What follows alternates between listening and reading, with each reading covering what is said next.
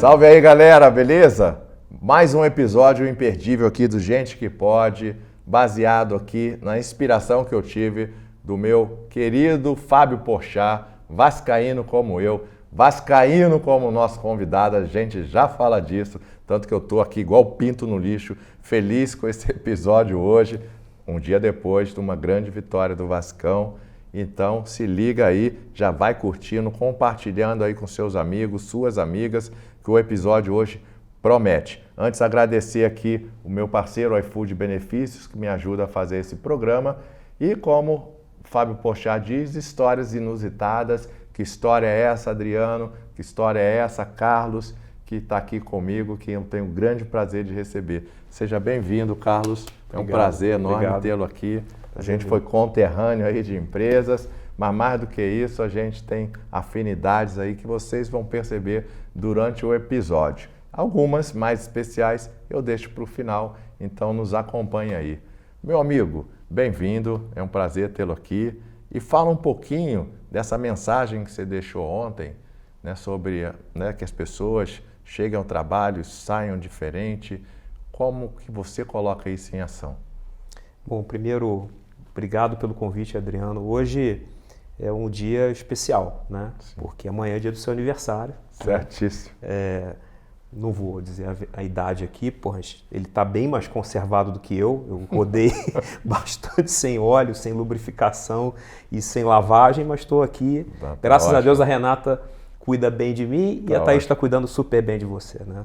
É um prazer estar aqui, você é uma referência, né? Obrigado. Não só no setor que você atuou por várias décadas e que você foi ajudando a carreira de muita gente, né? Mas também como comunicador, né? Eu acho que você é um grande exemplo de uma pessoa que soube mudar a sua carreira e criar impacto de uma forma muito mais ampla. Então, eu queria registrar aqui minha admiração e meu orgulho de ser seu amigo. Gratidão. Além de nós torcermos pelo mesmo time, nós estávamos no Rio na semana passada, a gente se divertiu à beça, né? Enchemos a cara de empada, frango a passarinho. Porra. Foi muito, muito gostoso. E obrigado pelo teu companheirismo e pela tua amizade. A forma da gente impactar as pessoas, fazendo com que elas saiam do trabalho melhor do que chegaram, eu acho que começa pelo aprendizado, né? E eu digo que a grande diferença que eu tive depois de uma longa carreira como CFO e depois virando CEO, é que o CEO ele tem que desenvolver modelos mentais.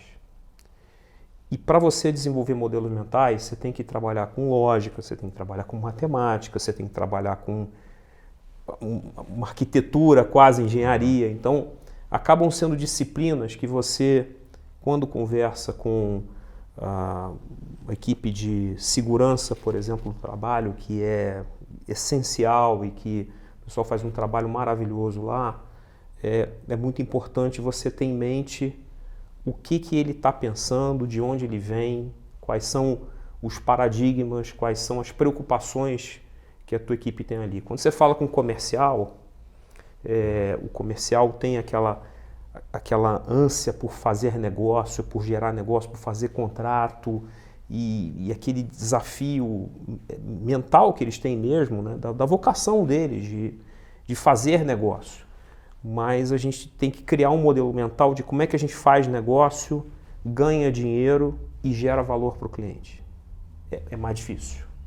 E aí, eu estou te dando esses exemplos porque eu acho que a habilidade em você poder conversar com as pessoas e poder ensinar e fornecer esses modelos mentais é essencial para você fazer com que as pessoas saiam melhores todo dia. Bacana, é um propósito muito legal e que tenho certeza no dia a dia tem seus grandes desafios, né, para colocá-lo em prática, mas só de ter um propósito como esse, eu te convido aí para ficar até o final, dá essa curtida aí, dá o like, compartilha aí com os amigos, com as amigas, dá uma força aí pro canal, se inscreve no canal, eu tenho certeza que o papo aqui vai esquentar e vai ser muito bom, vem com a gente, tá?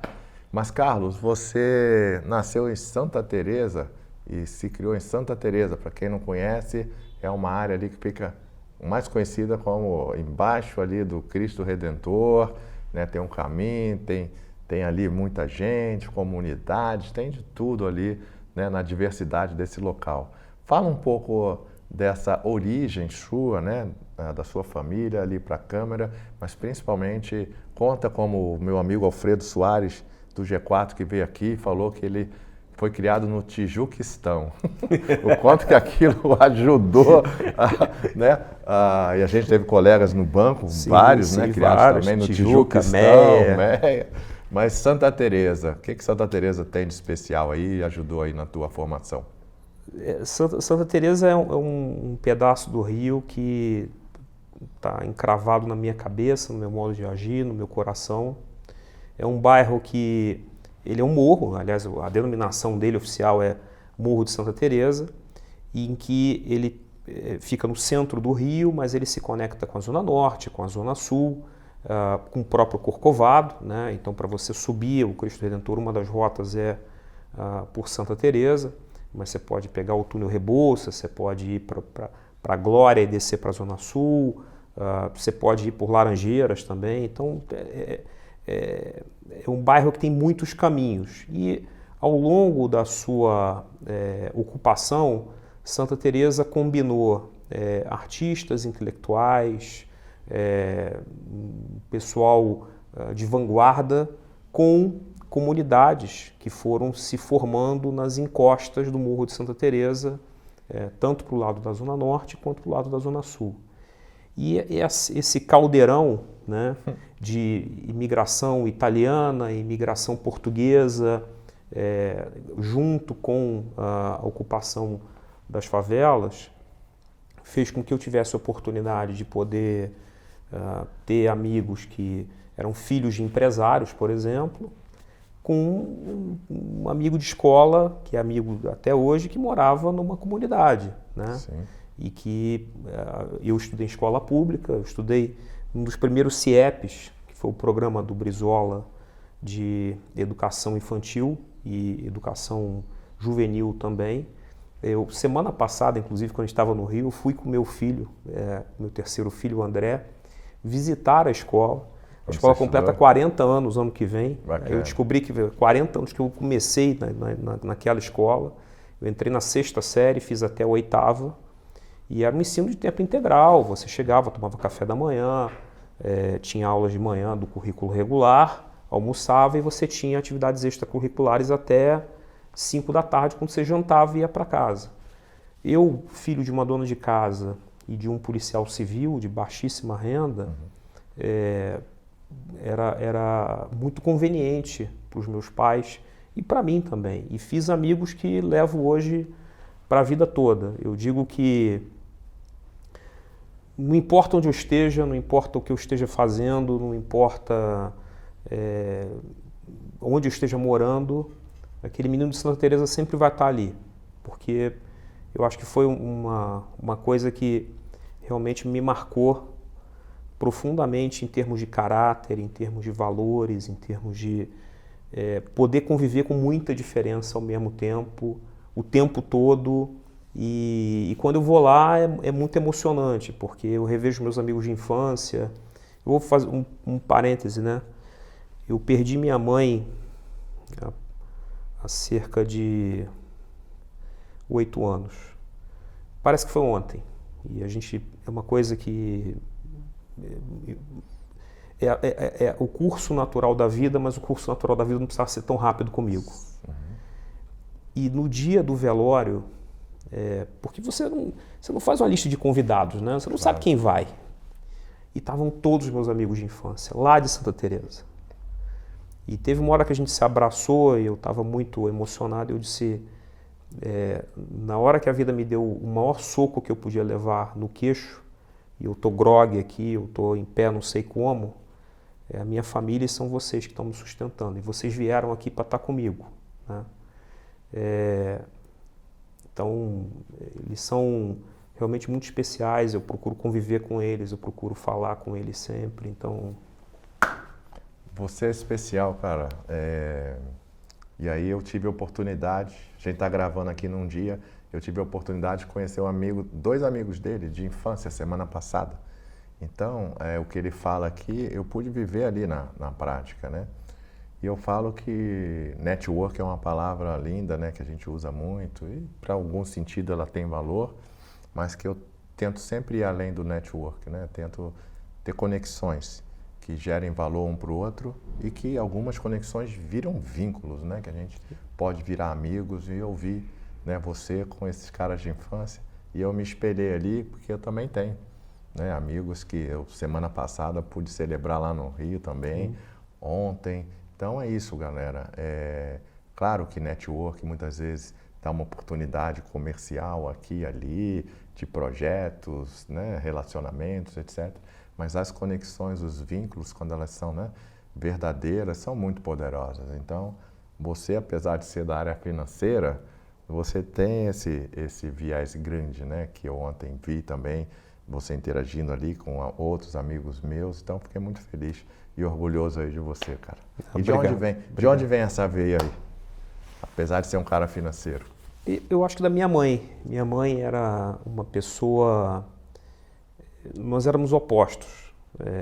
Minha mãe muito extrovertida, brincalhona. Então ela ia chegar aqui e ela não ia te chamar de Adriano.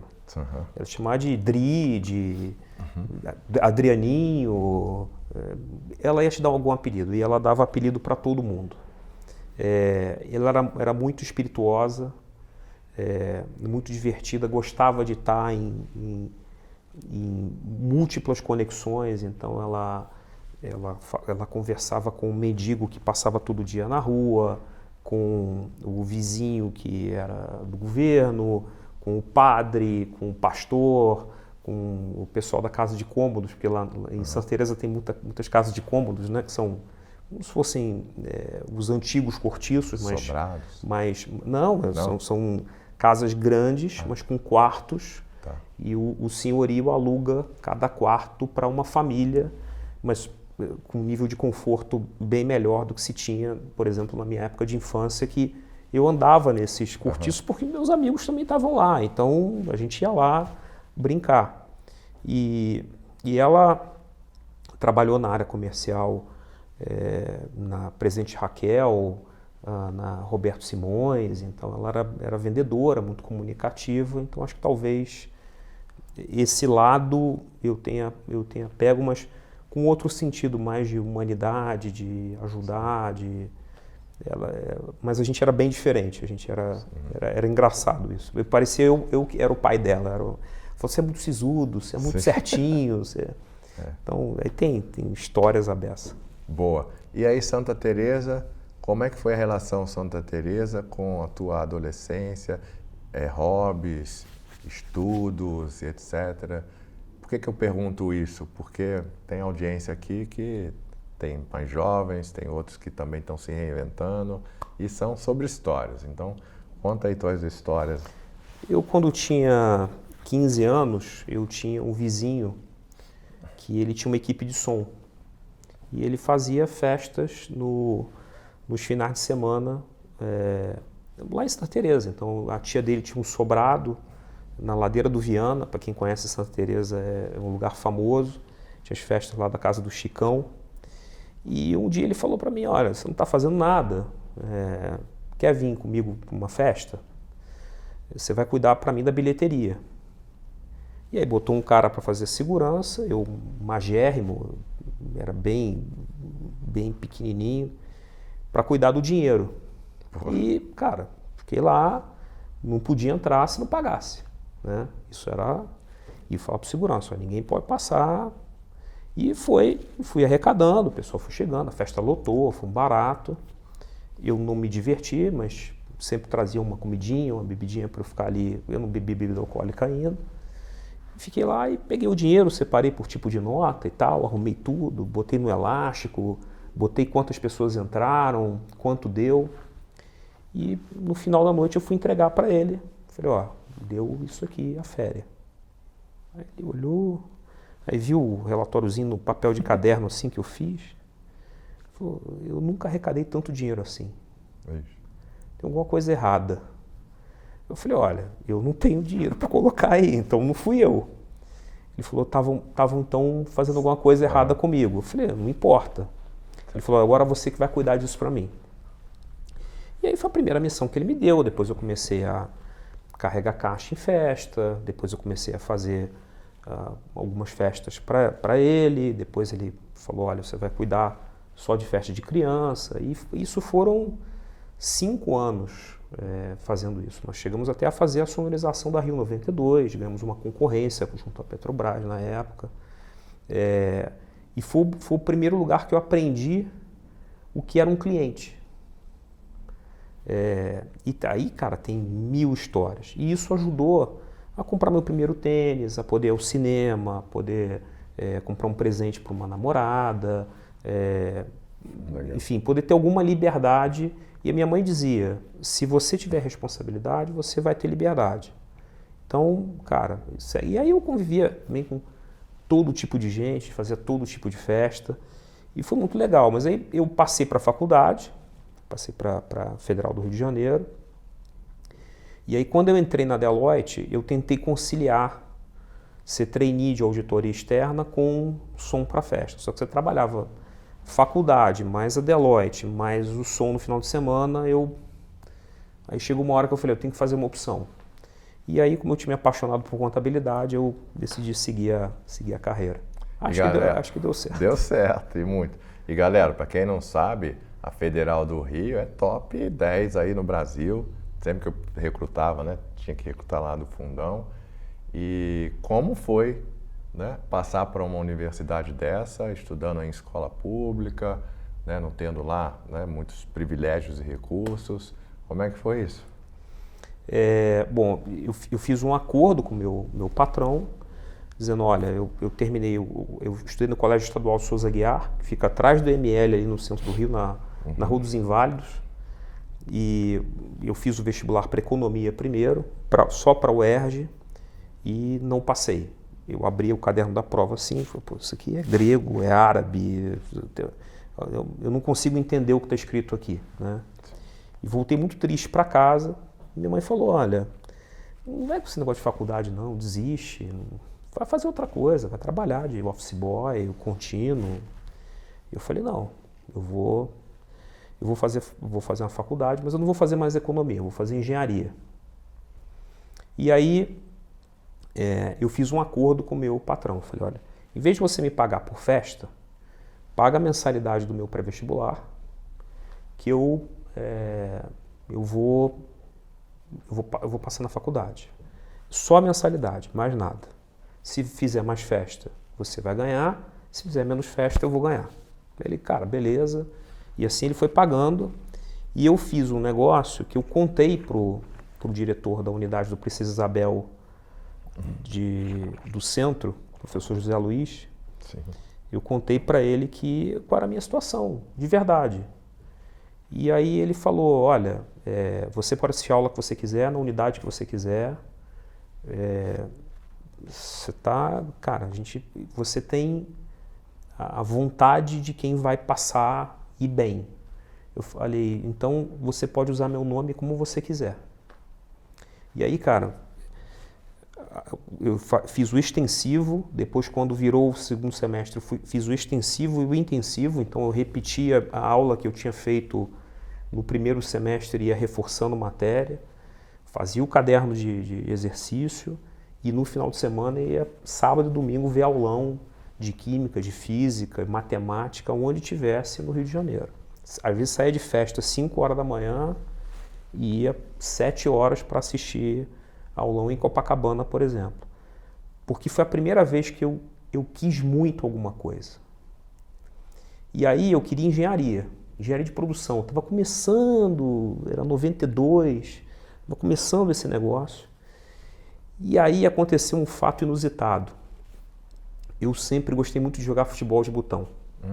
Modéstia à parte, eu acho que jogo bem. E numa dessas partidas... Eu tenho minhas caixinhas lá ainda. Eu tenho a minha caixinha lá. Aliás, minha caixinha não, é o ônibus da Nike, com todo um paramentado, tem patrocinadores, tem contratos, tá lá, meu time tá lá. Deve ter uns 40 anos esse time, tá lá guardadinho. E aí, temos que marcar uma partida de futebol de botão. Vou apanhar, mas temos que marcar. Não sei, vamos ver. Faz 200 anos. E aí, jogando futebol de botão na casa de um amigo, ele falou, pô, cara, eu fui no Senac fazer um curso de contabilidade. E, cara, é de graça. E tem cada menininha que você tem que ver. Aí eu falei, pô, não precisa falar de novo. Segunda-feira fui na Rua Santa Luzia, ali na Cinelândia, fazer minha inscrição. Cheguei na turma, não tinha tantas menininhas assim para o meu gosto da época. E aí entra um professor chamado Ivan Paulo. Eu tenho uma memória de professor, depois vou te explicar por quê. Ele entrou assim, cara, metade do corpo paralisado, ele tinha tido um derrame, de jaleco, um monte de caneta aqui, assim, no bolso. E ele falou, eu vou ensinar para vocês contabilidade. Era uma vez um frade em Florença, em 1400, século XV, que desenvolveu o método das partidas dobradas. Quando o cara botou a conta T explicando o que era caixa capital, eu falei, é isso que eu quero fazer. E aí fiz o contabilidade, introdução à contabilidade 1, contabilidade 2, contabilidade 3, todos os cursos que o Senac deu de contabilidade eu ia fazendo junto com o pré-vestibular. E fui na secretaria do cursinho para falar, ó, tira engenharia e bota ciências contábeis. O professor Zé Luiz, você é maluco? Sim. Por que você quer contabilidade? Eu falei, cara, eu quero. Mas o problema foi em casa. Sim. Quando eu fui contar em casa que eu queria fazer contabilidade, os meus pais, não, de jeito nenhum, você não vai fazer, você não vai fazer. Eu falei, não, eu vou fazer, eu quero fazer. Ah, é? Então nós não vamos pagar a taxa de inscrição do vestibular. Dá teu jeito. Beleza. Aí, o da UFRJ, eu tinha juntado dinheiro, era mais ou menos assim, como se fosse R$100. E aí eu fui lá, paguei com o dinheiro que eu tinha do UFRJ, e da UERJ eu tinha um armário, meu quarto. Eu tirei a roupa do armário e botei numa sacola de supermercado e minha roupa por cima. E aí, sábado de manhã, toca a campainha, um cara com a Kombi. O Carlos está aí? Minha mãe me chamou, falou, ó, tem um cara aí te procurando com uma Kombi. Eu falei, eu já sei quem é, pode subir. Certo. Aí subiram 3 caras, eu falei, ó, esse aqui é o armário. Aí o cara me deu R$100 e levou o armário. Minha mãe, pô, tu vendeu o armário? Eu falei, vendi, tu não foi me virar? Me virei. Vendeu. Vendi o armário, paguei a UERJ. Aí eu tenho que fazer um reconhecimento. Aquele amigo que estava no estádio, Luiz Antônio, a mãe dele, a tia Janete. Abraço aí, Luiz. O Luiz é um cara fantástico. Engenheiro na área de óleo e gás, um cara de referência também. E a tia Janete, mãe dele, nós fomos numa agência do Banco do Brasil fazer a inscrição da UF. Você pagava a guia e junto com a guia você entregava o teu nome ali e recebia o cupom com a matrícula, né? A inscrição do vestibular. E aí ela fez do Luiz Antônio e ela falou, e aí? Eu me chamava de Magrinho, né? E aí, Magrinho, você não vai fazer não? Eu falei, não, tia, tô duro que nem um coco. Ela falou, então eu vou fazer para você. E aí ela fez o meu e eu fui fazer. Eu recebi a confirmação que eu tinha passado na UFRJ, eu estava na fila para fazer a prova da UF. Mas eu falei, eu vou fazer a prova por ela. E aí passei nas 3. E o curso usou meu nome, eu chegava em casa com jornais, né? Todo orgulhoso. Aí os meus pais todos orgulhosos. Olha, passou para as 3, não sei o que e tal. Daí você acha que resolveu tudo. Não. Aí você tem que comprar os livros. E eu não tinha dinheiro para comprar livro. Fazia som para festa. Então foi complicado e eu fui comprar livro em sebo. Tanto que hoje eu tenho uma mania, que a Renata, às vezes ela briga comigo, que ela fala assim, por que você compra tanto livro? E a gente estava jantando outro dia, eu relembrei essa história para ela, ela falou assim, agora eu já entendi porque você compra livro. Porque você tem a escassez de livro quando você era mais jovem, te fez ter mais livros quando mais velho. Eu falei, pode ser. E aí, enfim, aí faculdade, Deloitte, e aí a coisa foi indo. Também na faculdade foi uma turma extraordinária de amigos da vida toda, que a gente sempre também tá junto, então foi muito legal. Bacana. Vocês aí que estão assistindo, ó, compartilha aí essa história, porque tá aí no início, tem muita coisa, esse cara chegou aí a postos executivos de empresas absurdas, gigantes, que vocês vão ver, e com certeza todos esses blocos aqui, né, de conhecimento, de adversidade, de superação, de formação, vai ver onde levou. Amigo, e olha só, semana passada eu convidei, porque eu sou sagitariano, né? É muita comemoração. Eu convidei para uma comemoração lá no Rio, a gente está gravando aqui em São Paulo. E tenho certeza que ele ficou motivado aí, dar um jeito para tomar uma gelada lá com meus amigos também, conhecer meus amigos. E ele vira para mim e me escreve assim, e aquilo me marcou. Ele falou, porra, Adriano, eu tenho um compromisso com os pais do Luiz e eles me ajudaram lá na inscrição da minha faculdade à época. Eu não tinha nada mais o que falar, como quem diz, vai lá, meu irmão, vai lá, meu amigo, porque é um compromisso muito importante. E hoje aqui, você contando, chega a emocionar, porque são histórias como essa que esse programa quer levar para vocês, né? Porque todos nós temos nossas histórias, né, de superação, de adversidade, de reinvenção, e você aí que está nos assistindo agora, tenho certeza tem as suas também. Então vamos escutar mais aqui esse cara, porque eu tenho certeza que vem mais história legal aí. Então aí da faculdade, Deloitte, como é que se encaminha aí, né, essa carreira para chegar numa posição, a sua primeira posição executiva, qual foi? Na Deloitte eu tive a sorte, vamos dizer assim, a sorte ou a oportunidade de fazer a privatização, auditoria de privatização do Banerj, né? O Banerj, para quem não lembra, em 1995 para 96, o governo federal era liderado pelo Fernando Henrique Cardoso, o governo do estado liderado por Marcelo Alencar, que era do mesmo partido do Fernando Henrique. Era um alinhamento raro, para quem é carioca, um alinhamento raro entre poder executivo federal e estadual. E o Banerj vinha numa situação muito difícil já há bastante tempo, e o Banerj contrata então um gestor para o banco, que foi o Banco Bozano Simonsen. E aí a Deloitte é contratada, eu estava indo para o segundo ano de Deloitte, e eu entrei em 94, isso foi 95 para 96, e aí eu passo por todas as áreas do banco e das subsidiárias do banco durante os trabalhos de auditoria, e aprendi muito sobre uma instituição bancária, inclusive aquilo que não dava certo.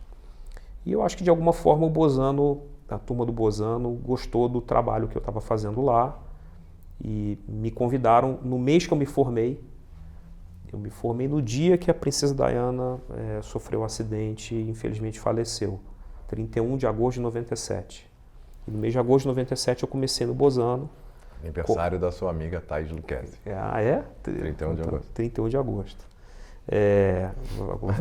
Vou decorar. E aí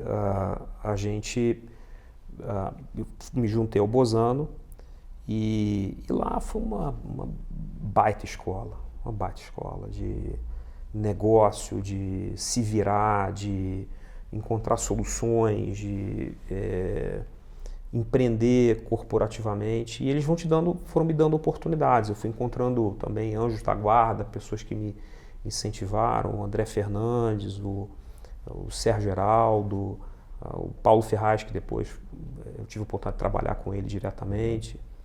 E aí o Santander compra o Bozano em 2000, eu trabalho a favor dos vendedores e vou para a Companhia Bozano. Ali eu era um gerente, e aí fui designado para ir para o InvestShop, que foi o primeiro portal financeiro do Brasil, né? Na época o empreendimento do Grupo Bozano, que ele não quis vender para o Santander. A gente então desenvolve esse negócio, a campanha publicitária na época muito ousada, Vascão campeão da Copa João Avelange brasileiro de 2000, não dá para esquecer. E aí o negócio cresce muito rápido, de certa forma, de forma desordenada, e a gente estava muito à frente do tempo. E aí vem as Torres Gêmeas, em 2001, o estouro da bolha da internet ao mesmo tempo, e a gente decide vender o negócio para o Unibanco através de uma fusão com o Banco 1. E aí o Bozano fica com 15% do Banco 1 combinado com o Investshop, a Portugal Telecom é diluída, fica com 31,5%, e o Unibanco fica com 55%. E aí eu vim para São Paulo, eu era diretor no Investshop, diretor da corretora do Investshop, mas eu ia para fazer uma transição de 6 meses. E aí eu fui trabalhar com outro anjo da guarda, um amigo querido da vida toda, que é o Luiz Urquiza, CEO e acionista da Bodytech, que é uma das redes de academia referência no Brasil. E ele foi um cara transformador na minha vida, de conhecimento. E aí eu ingresso numa carreira que me tornei diretor do Unibanco, sócio, e aí vem a fusão com o Itaú e a gente se encontra no Jabaquara, com os desafios de integração e aquela mistura de água e óleo que aconteceu, mas que deu muito certo, né? Claro. Acho que é fruto da sabedoria que o Pedro e o Roberto tiveram naquele momento. Eu acho que é um conselho que também deu muito suporte nesse sentido e que virou essa organização extraordinária que eles são hoje. Quando deu exatamente 1 ano de fusão, eu pedi demissão. Porque eu era muito novo, eu tinha 35 anos e tinha surgido uma oportunidade na DASA, que estava vivendo o primeiro processo de ativismo societário. Então, fundos minoritários... Segura um pouco aí. Segura. Galera, a gente trabalhou 1 ano aí na mesma instituição, mas a gente não tinha contato, né? Não tinha. Sim. Não tinha. Mas eu lembro da sua saída. Porque uma pessoa de RH estava sofrendo muito, que gostava muito de você e falava muito de você. E eu só ouvia você, Carlinhos para lá, Carlinhos para cá. Porque o banco era tão grande, né, cara, aqui. E eu, como diretor, cuidando de algumas áreas, eu não cuidava das áreas que ele trabalhava, então a gente se cruzava e se relacionava pouco, né? Mas eu sempre fiquei com isso na memória, não tinha te falado até hoje. E era a Beth Zabo que falava isso, tá? E falava muito do Carlinhos.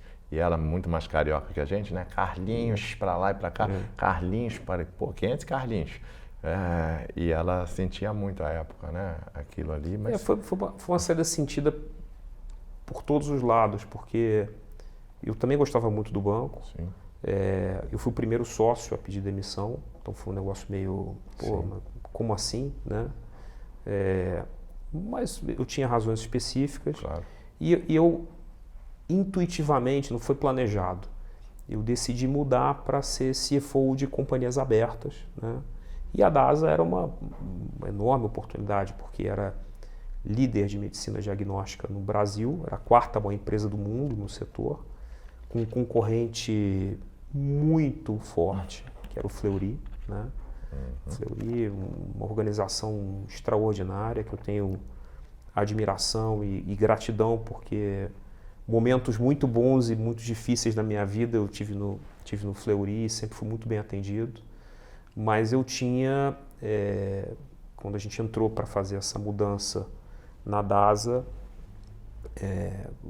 a competição com o Fleury era bem feroz. E aí foi um aprendizado muito grande, um amadurecimento muito grande, muito rápido. E aí a família Moreira Salles me chama para voltar para o grupo, entre aspas, para contribuir na CBMM. Que Você chegou a ficar quanto tempo na DASA? Há pouco menos de 2 anos. Foi rápido, mas foi muito intenso.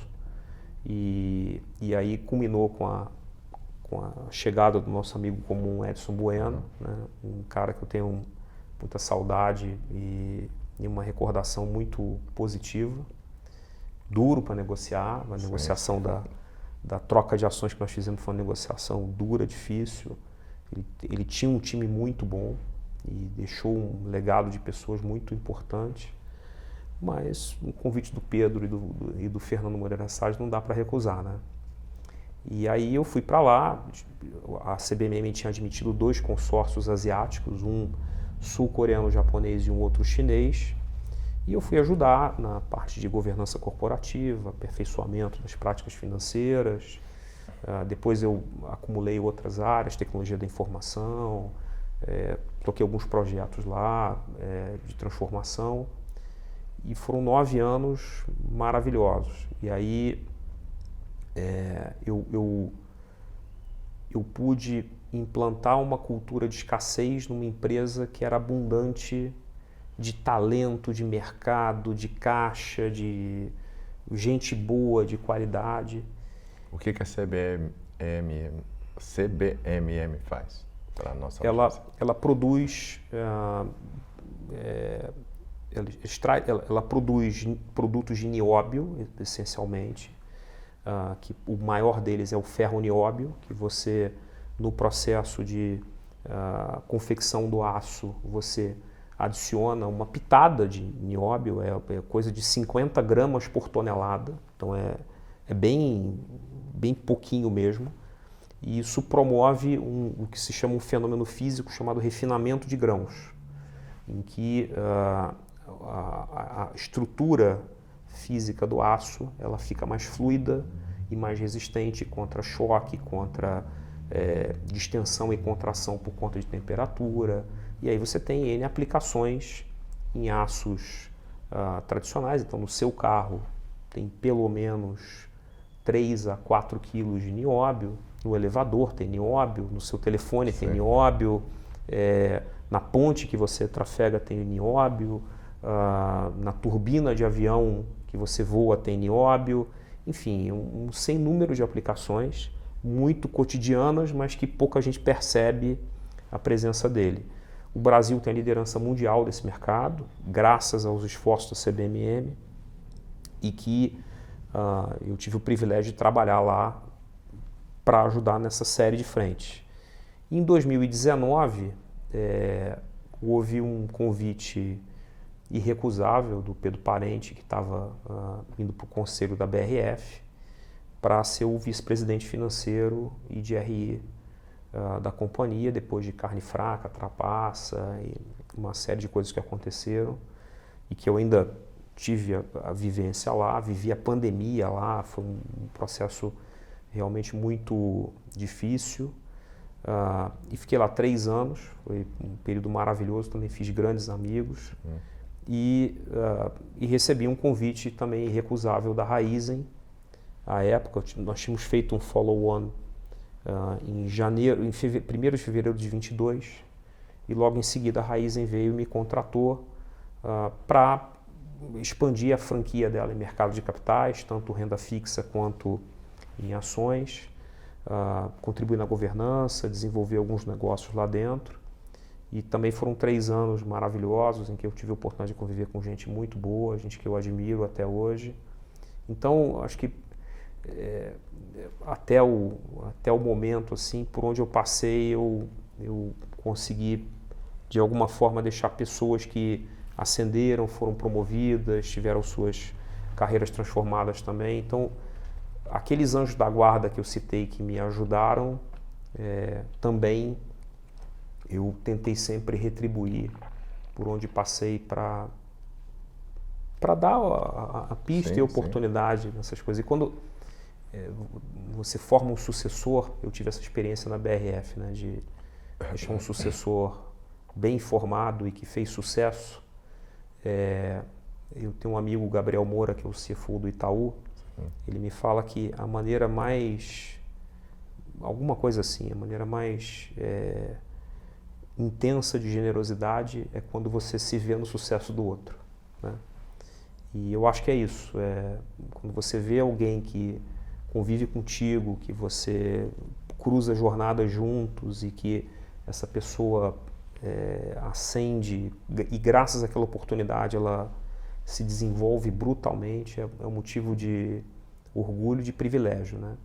E aí logo depois que eu saí da Raízen, eu falei, bom, agora eu vou tirar um ano sabático, né? Me reinventar. Mas deu uma quinzena sabática. Aí eu já era do conselho da Manserve há 3 anos, já tenho uma relação longa com a família Lambais. Eles me chamaram e falaram, olha, o conselho se reuniu e apontou seu nome para ser CEO do grupo. E aí?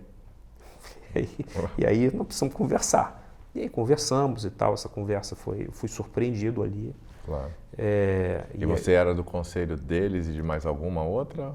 Eu fiz carreira em conselhos, Sim. eu faço parte de conselhos desde 2005, pelo Unibanco, mas como conselheiro independente eu estava na Manserve há 3 anos. Eu só tinha, era um acordo que tinha com a Raizen, eu podia ter o conselho em paralelo, desde que eu não afetasse a minha produtividade na Raizen, obviamente, não tivesse nenhum conflito de interesse.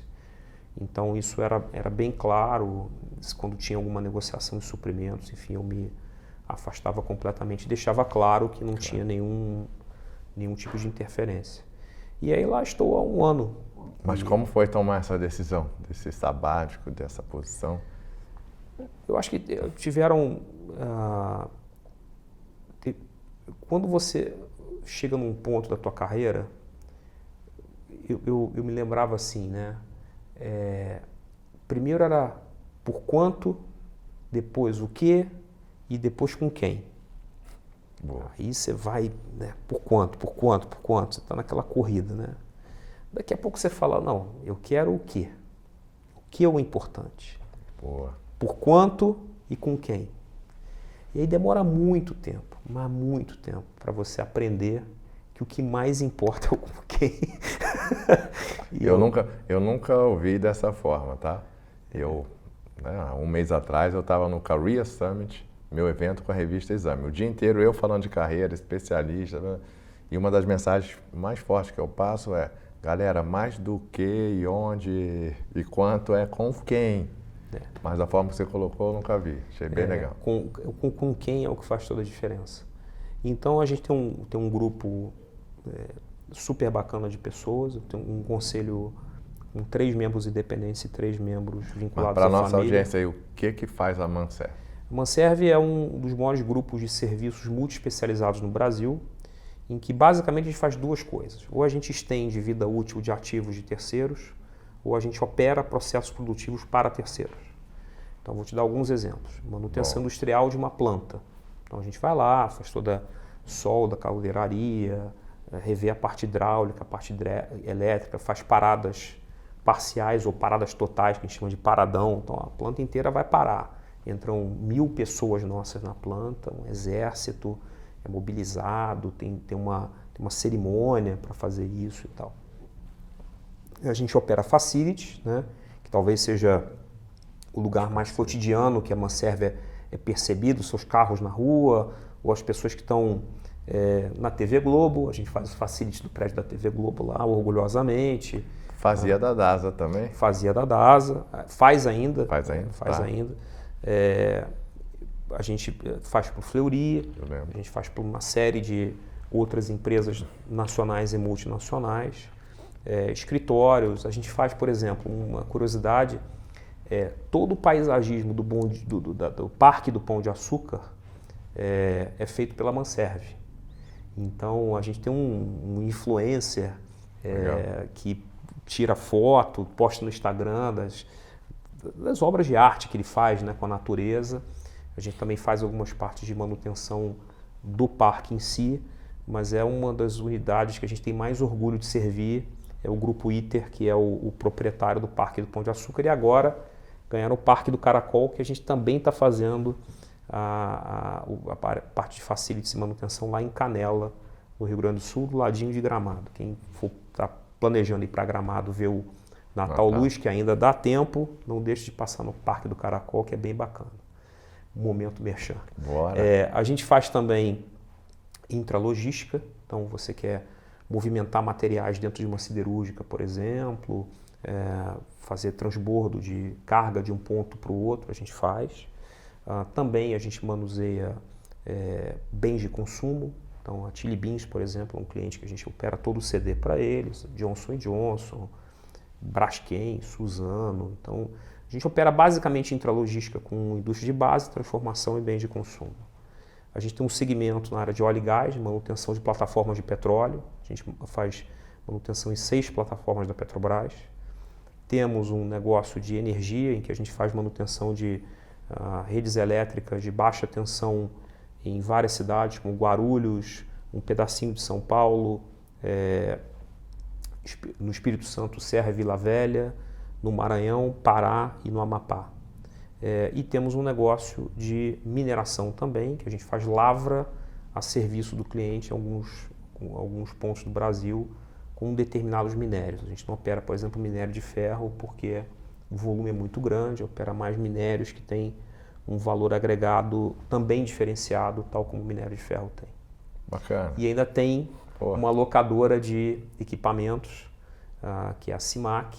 Hoje a gente tem lá 1.500 equipamentos, entre caminhões vocacionados, então caminhões basculantes ou caminhões de energia, para aqueles caminhões que tem um cesto, sabe, que levam postes, picapes especializadas e também linha amarela.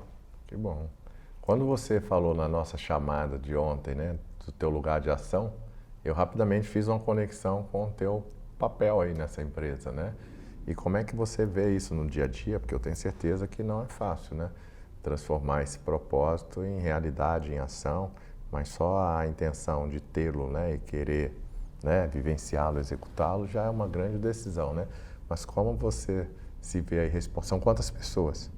Nós somos hoje 30 mil pessoas no Brasil, a gente opera em 23 estados, 290 cidades, temos 700 unidades de trabalho, que são os pontos de atendimento aos clientes, seja o escritório que a gente está fazendo o facility para você, ou a siderúrgica que a gente está operando intralogística. Eu procuro fazer rodas de conversas, que a gente chama de café com Carlos, de 10 a 15 pessoas, em que é uma dinâmica engraçada até. Eu conto um pouco da minha história, o garoto que era de Santa Teresa, que jogava botão, essa história que eu te contei toda aqui, mas bem resumida. E eu rodo a mesa para que cada um conte um pouquinho da sua história. Então, quem é? Eu falo assim, eu quero saber quem vocês são. Eu não quero saber do Adilson, analista de processos, de facilities. Eu quero saber quem é a família do Adilson, de onde o Adilson veio, os avós dele e tal. Então a conversa vai assim, a gente bota um bolo, bota um café e depois eu falo da estratégia da companhia e rodo a mesa de novo pedindo um conselho. Então eles me dão um conselho, eu anoto os conselhos, eu tenho uma base de dados desses conselhos e quando eu faço as lives trimestrais com o time eu mostro a atualização dos conselhos que eu recebi.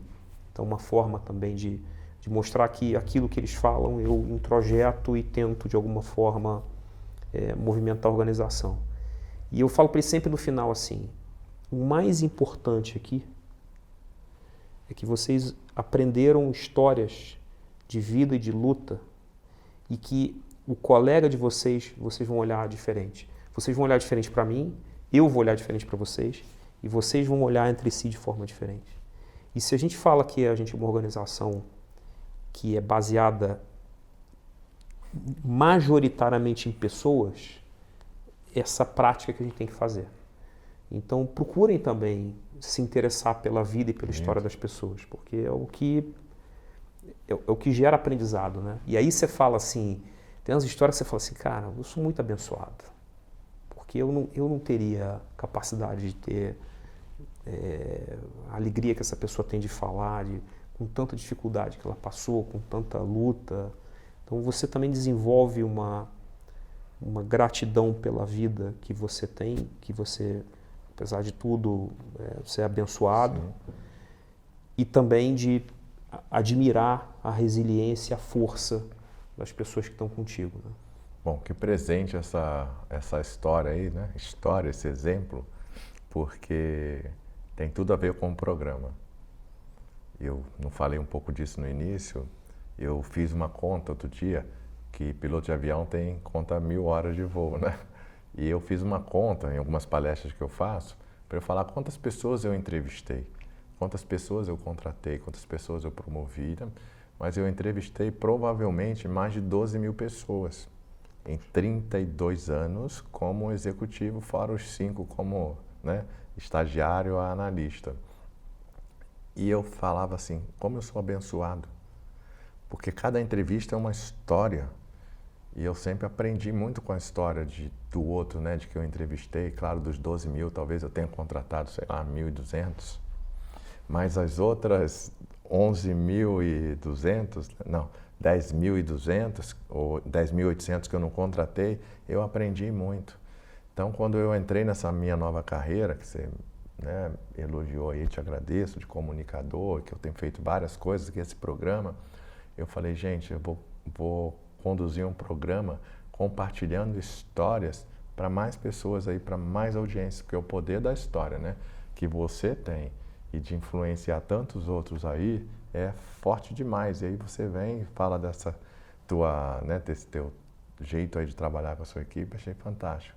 Muito legal. E se puder, me convida um dia para eu ir lá nesse café aí com o Carlos, que eu vou ficar lá quietinho no canto. Vou te convidar, é bem legal. E eu faço, por cada unidade que eu vou, eu faço essa conversa. E você aprende as regionalidades, você aprende as peculiaridades de cada negócio. No momento inicial, assim, o presidente do grupo está fazendo aqui. Por que ele está fazendo essa conversa? Será que está investigando alguém? Então, tem um preconceito e no final eles querem tirar foto, eles trazem café para mim, cortam um pedaço de bolo. Então é meio assim, de certa forma eu acabo virando um deles também. O que é muito bom, porque você também aprende e relembra de onde você veio, por onde você passou, que coisa que você teve, né? Eu falo assim, os opostos se atraem, os iguais se unem. E a gente só tem o poder de se unir quando a gente conhece a história um do outro, né? E a gente ainda vai ter mais história. Eu acho que eu não te falei, eu nasci em Nova Iguaçu, você sabia dessa? Sabia? No seu livro. Ah, tá bom, você está com o meu livro. Aliás, está aqui, ó. Tá aqui Boa. O livro do Adriano. Você em ação. Não deixe de comprar, hein? Vale a pena, mas falando sério, Obrigado. Vale muito a pena. Já começou a folhear? Não, eu li. Sério? Você me deu de presente. Sim, eu falei o negócio do livro? Sim. É verdade. Você leu? Eu li. Pô, que bom. Tem muita história boa. Tem muita história boa. E temos exemplos também de vida. E é legal que o texto ele é muito leve, ele é muito agradável para ler. Então a leitura flui muito bem. Tem os bem. personagens. Amanhã, por coincidência, eu vou, depois de 2 anos, que não conseguia por N motivos, eu vou tomar um café com o Ben Shimon, que eu vou entregar assinado para ele, aí vamos tomar um café lá. Acho que o chefe dele mandou um abraço. Chefe dele? Mas não foi o que demitiu. Não, né? Nós fomos colegas do Invest Shop, ele estagiou com a gente lá. Boa. Depois ele foi para a Diferencial em Porto Alegre, ser agente autônomo da Invest Shop lá. E aí começou a história, todo mundo conhece. Boa. Semana passada, você sabe, eu estava lá em Jeri, né? E fiquei na pousada dele, não sabia. Eu vi, você mandou a foto, não sabia que era dele. Eu não sabia que era dele, soube lá. Sei. E aí, claro, tem o contato dele, né? Tudo, mandei um WhatsApp para ele. E aí ele fez uma pergunta que acho que ele não esperava, né? Aí ele falou, pô, me manda os feedbacks aí. Ah, eu enchi de feedback. No sentido bom, assim, claro. Tudo bom e maravilhoso. E achou oportunidade de melhoria. E ele foi, pô, manda mais, e não sei o quê. Eu fui mandando vários, até o ponto que marcamos um café amanhã, né? Um dia depois dessa gravação, estarei lá. Mas para eu encerrar aqui antes do isso ou aquilo, qual história esse garoto de Santa Teresa, porque para mim você ainda é um garoto, quer continuar construindo e escrevendo? Tem várias histórias, né? Eu acho que tem uma história, eu sou pai de 4 filhos, então que essas crianças, eu sempre vou chamar de crianças, a gente não tem jeito de não falar que são crianças, mas que essas crianças possam voar e encontrar desafios, oportunidades e serem pessoas de valor, né? Se vão ser felizes ou não, eu não sei. Deus vai cuidar disso, certamente, mas de valor, de caráter, de integridade, eu tenho a obrigação de entregar para a sociedade pessoas assim. De ficar de mão dada com minha mulher, e a gente conversa muito sobre isso, é muito engraçado. Ela é 10 anos mais jovem que eu. Eu falo, olha, no final eles vão todos embora e vai ficar só eu e você.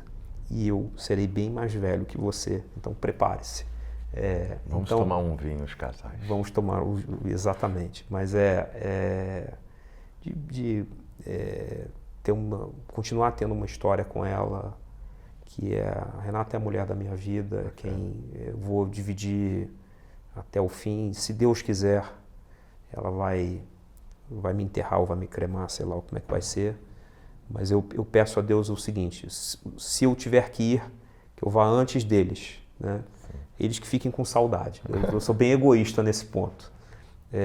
Mas eu quero ficar com ela, quero fazer outras coisas com ela. Eu participo do conselho de uma organização não governamental, que é o Instituto Anchieta Grajaú, que é uma obra que começou graças à visão de dois homens extraordinários, o Roberto Loeb, que é um arquiteto de referência brasileiro, e do Eli Horn, que dispensa apresentação pelo exemplo de empreendedorismo, generosidade, generosidade intelectual. Cirela, né? Cirela, fundador da Cirela, e um homem que veio da Síria e fez uma trajetória belíssima e mostra não só o exemplo de generosidade, mas a gente vive num mundo tão polarizado em que agora se fala que os imigrantes não são mais úteis. Como assim? A nossa sociedade, o Brasil é o Brasil por conta da imigração, né? Os Estados Unidos viraram os Estados Unidos por conta da imigração. Faz parte da natureza humana a gente acolher pessoas que tiveram degredo, tiveram alguma condição desfavorável no seu país de origem e que escolhem a sua terra como a terra das oportunidades. Eu, quando encontro colombianos ou venezuelanos, principalmente venezuelanos que saíram da sua terra, eu sempre me interesso por perguntar: mas você é de onde? Como é que você veio? Onde você mora? E aí, você está gostando? Como é que é?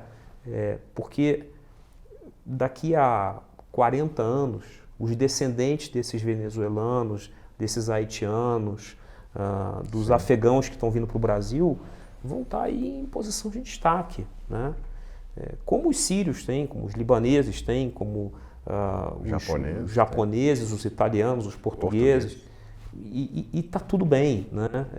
A gente perdeu um pouco essa leveza de receber quem vem de fora, porque, eu sei lá, por que preocupação tem, mas como não é para lacrar aqui, então não vamos falar disso. Mas voltando então, eles dois tiveram uma visão de que um terreno ocupado na região do Grajaú, ali bem na Capela do Socorro, eles construíram um instituto que opera em regime de contraturno. Isso há 30 anos atrás. Eu, há 10 anos, me juntei para ajudar no Instituto. Sou vice-presidente do conselho, mas eu sou o pidão maior que a gente tem lá, e me encarrego de ajudar na captação de recursos e tal. E também vou lá de 1 a 2 vezes por ano para visitar o pessoal. No Natal procuro ajudar, porque eu quero cada vez mais, e talvez essa história que eu queira escrever adiante, é me dedicar mais a ajudar mais pessoas. Não sei se como educador, não sei se como um executivo de um instituto que apoia. Hoje nós temos uma creche da prefeitura dentro da área do instituto, atendemos a cerca de 800 crianças, tem um laboratório de informática, uma cozinha, escola, temos uma UBS lá dentro construída pelo prefeito Dória, várias empresas que apoiam. Então é um lugar muito difícil, condições muito adversas, na franja de São Paulo. Um negócio assim meio inacreditável, como é que na franja de São Paulo tem um lugar com aquela condição da invasão que aconteceu. Hoje deve ter umas 8.000 famílias que invadiram o terreno, mas o IAG, ele é o lugar de paz. Você entra, o ambiente é diferente, e nós temos hoje 65.000 metros quadrados ali, tem um bosque, tem cultivo de hortaliças para consumo da nossa comunidade, serve mais ou menos 3.000 refeições por dia.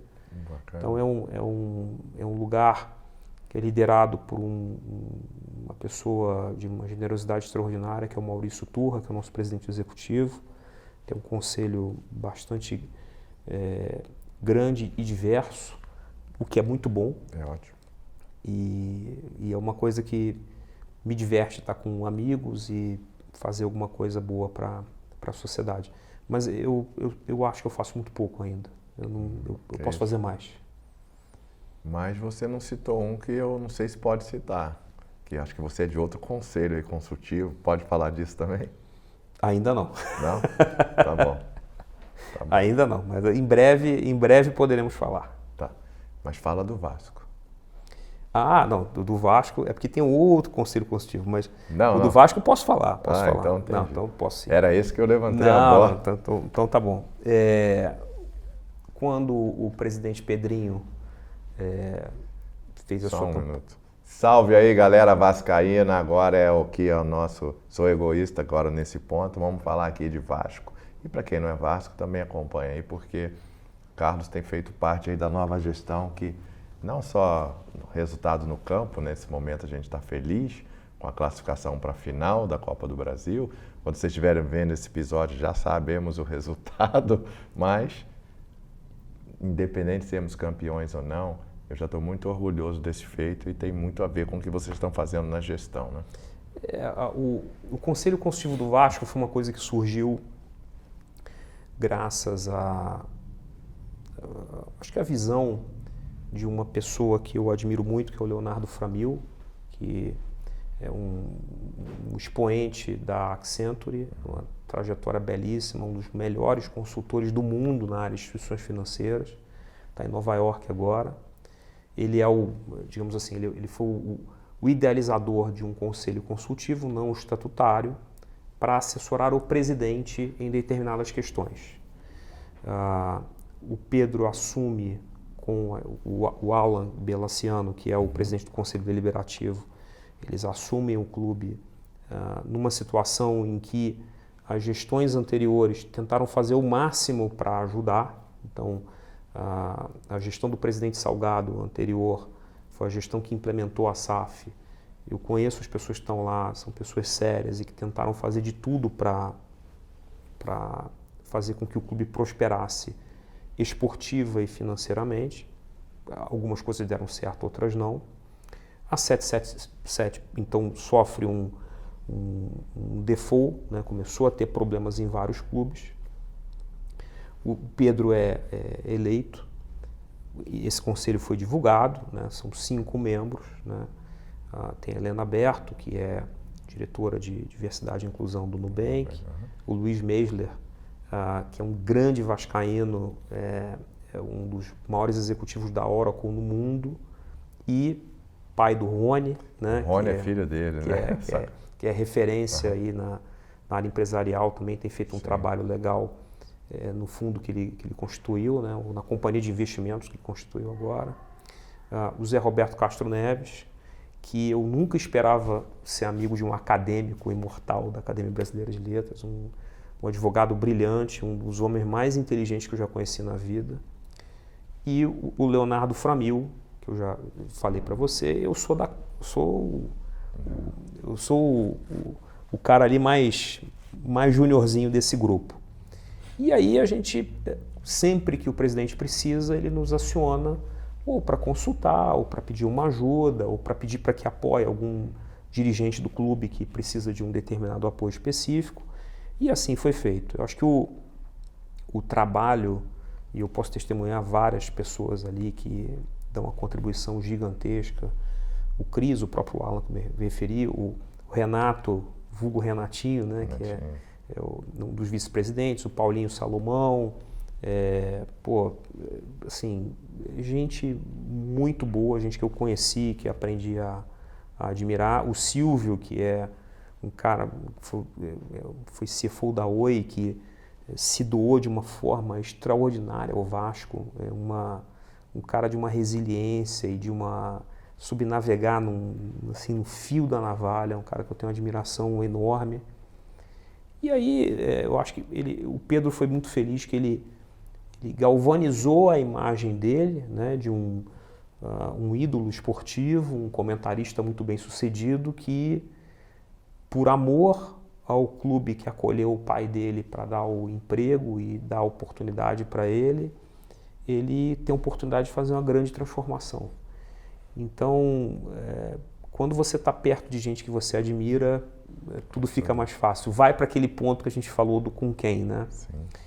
E aí, cara, os resultados estão vindo. Eu tenho os meus 4 filhos. A Bia, a caçula, ela navega no Vasco ali para me agradar, mas o Bernardo é flamenguista, o Pedro é São Paulino e o André, nosso confrade de jogo, esse aí virou vascaíno mesmo, então agora tá marcado. Então, o Vasco me conecta com o meu pai e me conecta com o meu filho. Então, isso para mim é um negócio que é o que o futebol faz, né, com as famílias, independentemente do clube. Acho que o futebol faz, e eu acho que essa é a grande graça do futebol. Não é só um jogo, né? É uma conexão afetiva que você cria ali, e aquele dia que a gente reuniu amigos e vai juntando gente, pô, fica marcado. Eu contei ontem para minha esposa, né? A gente estava no estádio juntos, o Vasco ganhou, fez um gol no último minuto, e eu não sei se você reparou, mas eu dei um abraço na minha esposa na hora do gol, que era o mesmo abraço que eu dava no meu pai. Então, eu contei isso para ela depois, me emocionei, claro, né? E ainda virei e brinquei com ela, ó, o dia que eu morrer e me cremar, eu quero que jogue as cinzas aqui no Maracanã, não vão deixar, mas você vem escondidinha, pega um potinho e joga em algum lugar. Mas vai demorar muito tempo para isso acontecer, fica frio. Que eu vou ficar muito feliz. Então, é lindo ver essas histórias, né, de conexão, e quanto que o pai, né, e ela não entendia muito futebol, né, não curtia até agora, curte por causa de mim. Mas entende mais que a gente agora. Pé quente, né, por cima, ufa. Mas não é só futebol, né, amigo? Muito bom. Olha, o tempo voou, galera. Vocês viram? O papo é bom. Curte aí, compartilha com os amigos aí, galera aí do banco, galera aí da Manserve, galera aí do Vasco. E Renatinho estava atrás da gente lá, não sei se você viu. Não vi. Chegou, estava atrás de mim ali. Pô. A gente cumprimentou, falou lá com ele. E antes da gente fazer a última consideração final, eu tenho uma sessão aqui chamada Isso ou Aquilo, que eu vou te perguntar aqui 10 coisas e você aí tenta ser o mais objetivo possível, e eu vou resumir depois aqui num programa só todos isso e aquilo de vários entrevistadas, que é bem legal. Aí você mostra as diferenças. Praia ou campo, amigo? Praia. Boa. Estratégia ou cultura? Cultura. Inovação ou melhoria contínua? Melhoria contínua. Eficiência ou excelência? Excelência. Dados ou intuição?